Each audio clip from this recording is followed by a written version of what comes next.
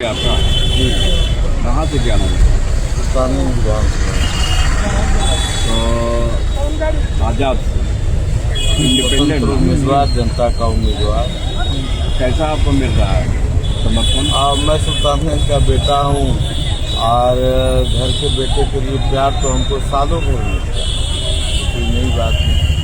सालों भर ये जो देख रहे हैं जन सब मेरा परिवार है। जनसमूह इनसे कमोबेश सप्ताह में जरूर कई रोज दिन का हिस्सा है परिवार। तो क्या मैसेज देना चाह रहे हैं आप क्षेत्रवासियों को? मैसेज स्पष्ट है कि आज बिहार में सत्ता कोलैप्स कर गई है, सिस्टम कोलैप्स कर गया है और प्रशासन आवारा और अराजक हो गया और लड़ाई एक बड़ी लड़ाई है, बदलाव की लड़ाई है।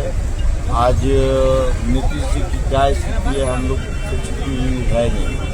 आज आप देख लीजिए किसी भी अंचल कार्यालय चले जाइए, हम लोगों ने अंचल के भ्रष्टाचार का भी मसला एक विषय बनाया हुआ है।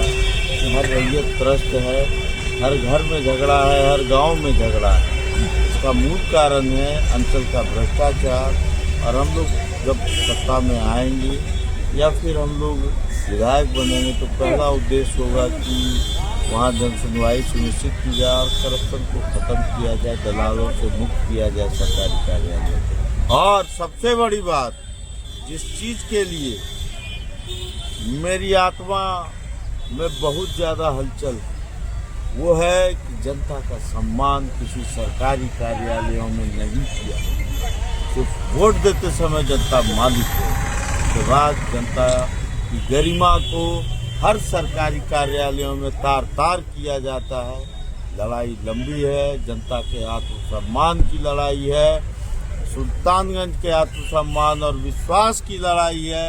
आप देखेंगे आगे कि सुल्तानगंज इस बार अपने आत्मविश्वास आत्मसम्मान के लिए खुद खड़ा हो गया और आप एक अपार जन समर्थन देखेंगे हम लोगों के साथ। अभी तो ये झांकी है, आगे बड़ी लड़ाई बात। मैनिफेस्टो भी कोई बना है? मुद्दा भ्रष्टाचार रहेगा, मुद्दा रहेगा सुल्तानगंज को एक विजन के तहत सिस्टमेटिक रूप से बसाने का, सुल्तानगंज को नाले के पानी से मुक्त कराने का। आधा सुल्तानगंज सालों भर नाले के पानी में डूबा रहता है। विधायक, विधान पार्षद, सांसद, नगर सरकार सबके रहते हुए भी सुल्तानगंज की जो आधी आबादी है आज भी कहने में मुझे कोई गुरेज नहीं होता है कि नाले में जी रही है। और आपको जानकर आश्चर्य होगा कि शुक्रवार को जब हमारे मुस्लिम भाई जाते हैं नमाज पढ़ने तो उन नालों के पानी से होकर नहीं गुजरते। बड़ी ही वेदना का विषय है। इसलिए सुल्तानगंज की जो हमारी जनता है उन्होंने बदलाव का मूड बना लिया है और बदलाव तय है, बदलाव होके रहेगा। मैनिफेस्टो भी कुछ है आपका? हमारा मैनिफेस्टो है।